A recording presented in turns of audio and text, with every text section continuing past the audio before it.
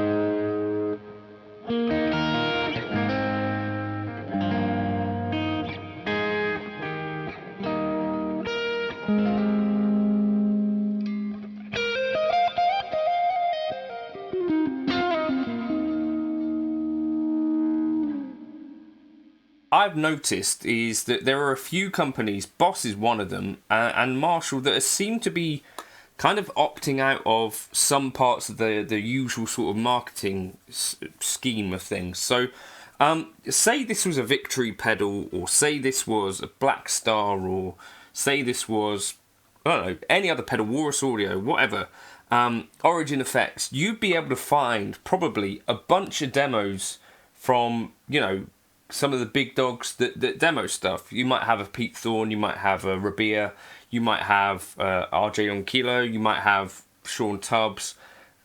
You know what I mean? This is the sort of thing where there's like a little bit of a void in Marshall's marketing program. Now, I know they sort of loan out some gear because I've been a beneficiary of that, but I don't think they do things in the way that some of these other companies have been doing stuff. So for instance, like Fender with the Ultralux Vintage, you saw basically that they gave loads of those guitars to influencer types, or if it's a pedal demo, you see it all the time. And I definitely know that some of you guys is going to be the sort of thing that irritates you, but I think if you're going to launch a pedal series like this, which to me is pretty significant and it seems like they've actually made a real effort to make these decent, then I think it makes sense to also put some marketing budget behind it in the traditional way that pedals are marketed in 2025, in my opinion.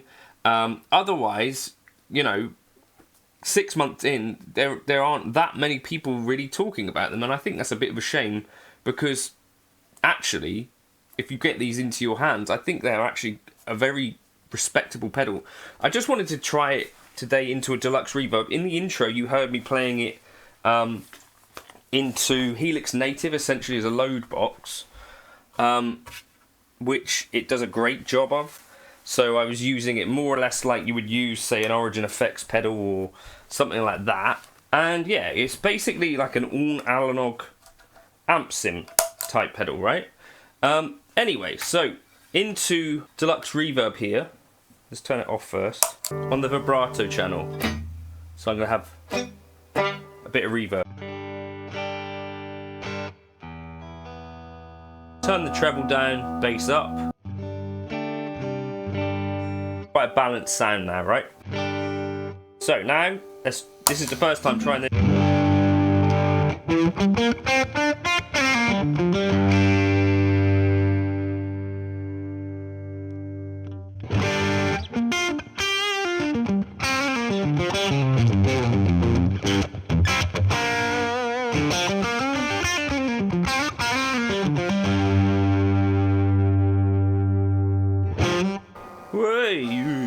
So with this, you've got basically like your two channels. You've just got the one tone.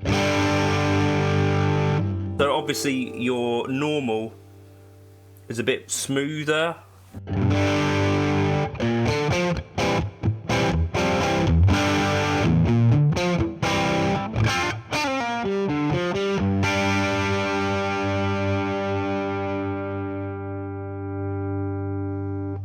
So off.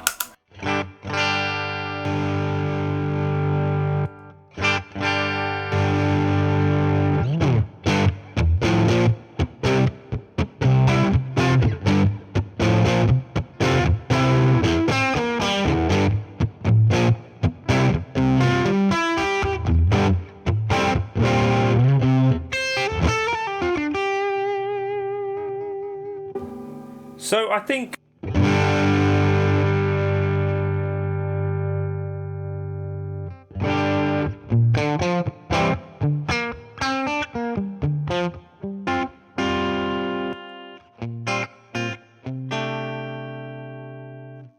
depending on what you're plugging into, you can have variable results. So this is the normal channel.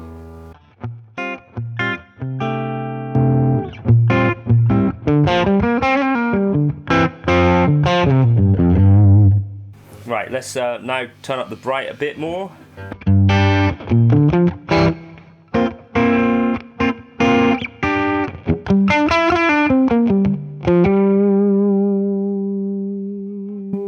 If we crank these, what do we get?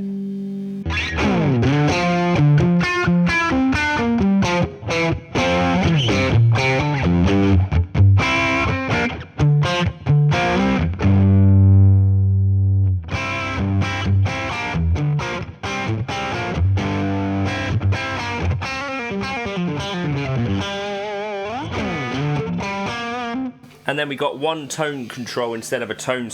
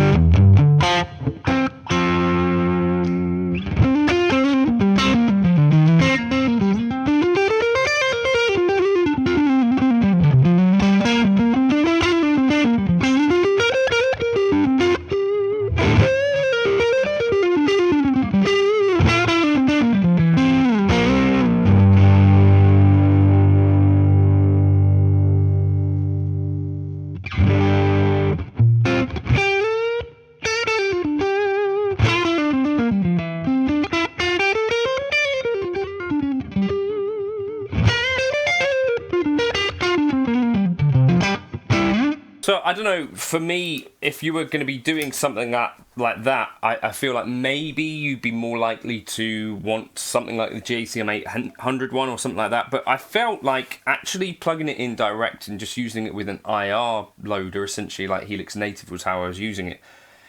I think it's a really pretty decent pedal for that. And I do think, yes, that maybe Marshall should be doing a little bit more to market these, because from the look of them, you wouldn't realise that they're like brushed sort of like solid metal, really very high quality feeling stuff, especially for the money. I think they're like £119. It's a really solid feeling pedal. Anyway, I think more people should maybe consider whether these sorts of things might fit into their rig all right. If you were looking for something to practice at home with an IR loader, you know, as a Marshall in a box type pedal,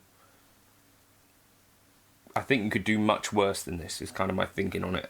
You know, I'd love to see what some of the sort of like pro demoers might do with this sort of thing, but to me it's taken pedals quite well. Like I used a fuzz into it, and the BK Butler tube driver, to me it is doing the thing, right? Let me know how you think it sounded with the Deluxe Reverb. I just chucked an SM57 in front of it, not really trying to, you know, pull the wool over anyone's eyes, but that's kind of how it sounded in the room. Kind of bright, kind of had that jank to it. Not necessarily my favourite sort of tone to play. I'm not really a Marshall guy, but for certain things, I think this series of pedals is filling a gap at quite an effective price, and for a solidly made pedal, I think people might really enjoy these, maybe. I don't know, let me know your thoughts. I bought this one and the JCM 800 one. There's a demo early on. If you're considering buying one, you know, and you're in the UK, you'd be welcome to have this one if you want it, you know, for a reasonable price. So shoot me an email if you're thinking, yeah, I'd like to try that. But yeah, I think Marshall should be marketing these heavier.